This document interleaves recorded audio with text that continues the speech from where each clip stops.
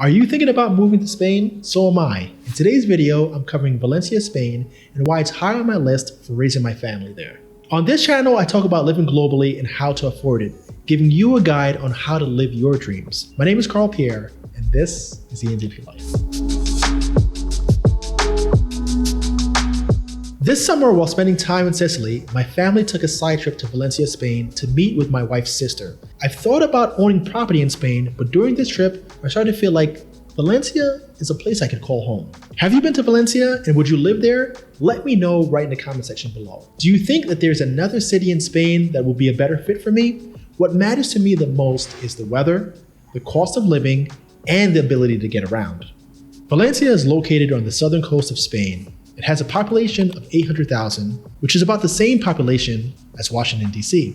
The city has a major airport, which gives you access to the region and makes regular travel simple. Visually, it's a gorgeous city thanks to the golden era of the Spanish Empire. Plenty of gorgeous architecture, museums, and social spaces.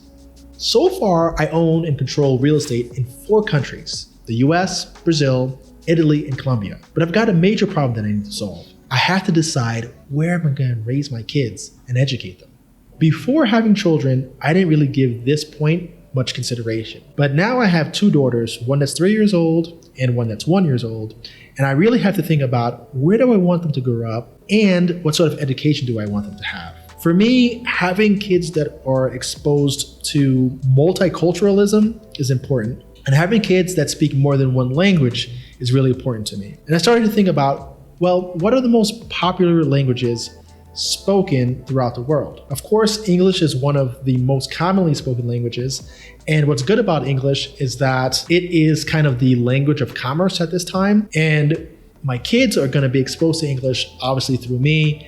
And I'm pretty sure they're going to learn English just fine. My wife speaks Spanish as her first language. And already in our household, they're being exposed to Spanish and will continue to be exposed to Spanish. For the record, she's Venezuelan. But might as well be Colombian.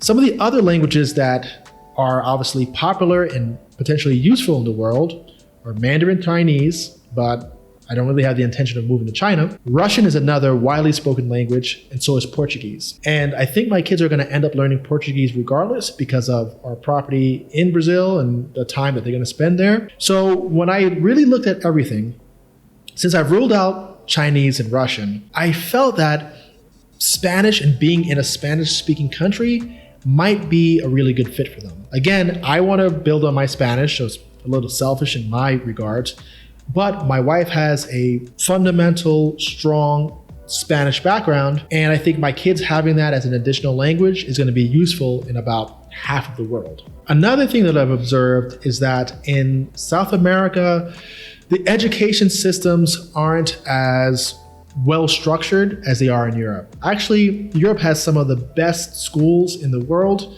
and that's something that I want my kids to take advantage of. The problem with South America is really the amount of tax dollars that are being reinvested into the public schools and money that actually goes into the schooling system. You have some really good private schools, but those private schools are really expensive and kind of might put my kids into this wealth bubble that I don't want them to experience. I want my kids to be a little more middle of the road, regardless of what my economic status is. I want them to have a more real exposure. And I think the public schools in South America might be a little too raw, and the private schools, the opposite extreme of that. So those are the things that are leading me to think that Spain might be a good fit. Again, it's the language and the infrastructure of the schools. I wasn't expecting Valencia to pull me in this way. The hook for me is the weather, the look of the city, and the food culture of Spain.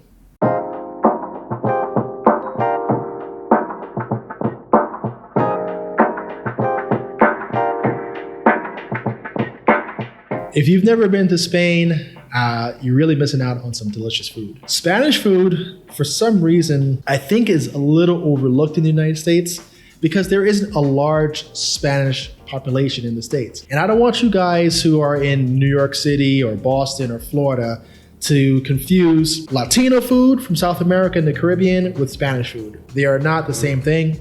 even though they may just call it Spanish food because the people who are cooking it speak Spanish. That's not Spanish food. Spanish cuisine is well defined and is very ingredient focused.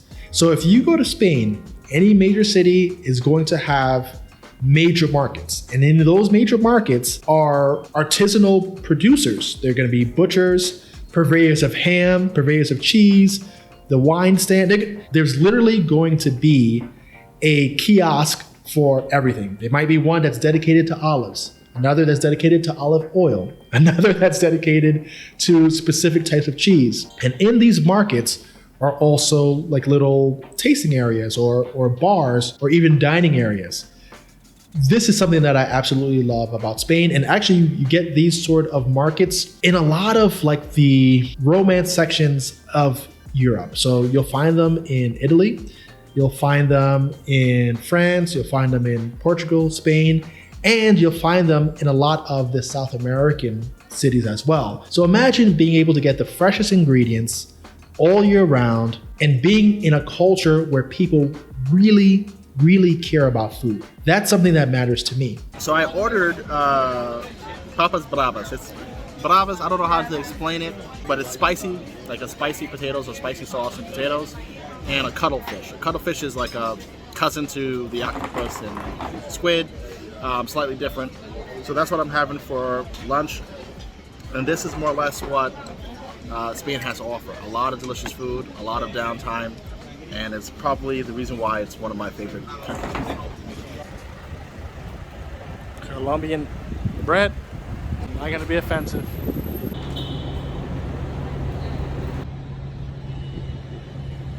Bandeja paisa, will cost me a maximum, in my mind, of $6. Somewhat of a fancier spot is gonna charge me 22 to 24,000 Colombian pesos for a bandeja paisa. I'll save that for when I'm back in Colombia. When I was in Valencia, we stayed right next to the market and we were in there every single day to grab lunch, to grab food, to cook at home. And just having that access, not the, your supermarket, but really having access to people who are specialized in one thing means that when you need to get the best ingredients you possibly can, you have that source to go to. Now, this is something that has fallen out of favor in the United States. And in fact, it's something that's starting to come around where you get a lot of the farmers markets again, and you're getting like these small batch butchers. And the reason for that is because there is a loss of quality in food when you start to mass produce and source from a bunch of different areas. Europe, even in larger cities, still has a strong culture of really looking out for the best possible foods and trying to bring the best foods to your table. And that doesn't even include the restaurant culture, where there's smaller bars and taverns or like even wine shops that have really low cost, flavor packed dishes that literally for like €8 or so, you can have a glass of wine and a couple small bites, chat it up with your friends into the evening, and this is totally normal. Food is inexpensive, and the food that's coming out of these shops is freaking delicious. My next steps are to look into residency options, education, and the cost of living. I still have about 2 or 3 years to make a final determination. As this newfound interest in Spain matures and takes shape, you can expect more on this topic in videos right here on the channel. Thanks for joining me here on ENTP Life. Like, subscribe, and share this video with anyone that you know is thinking about leaving the United States for another country. Until the next one, take care.